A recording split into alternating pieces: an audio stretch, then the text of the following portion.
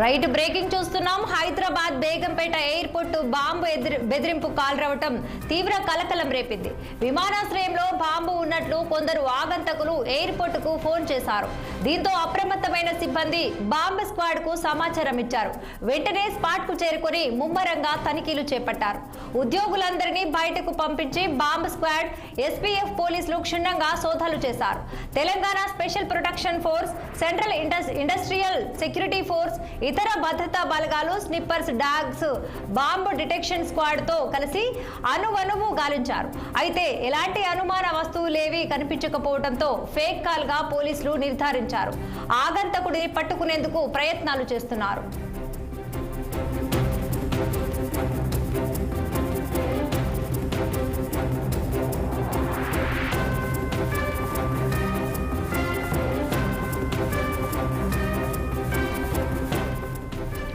Hyderabad Begumpet airport కు bomb బెదిరింపు call రావటం తీవ్ర కలకలం రేపింది. విమానాశ్రయంలో బాంబు ఉన్నట్లు కొందరు ఆగంతకులు ఎయిర్పోర్ట్ కు ఫోన్ చేశారు.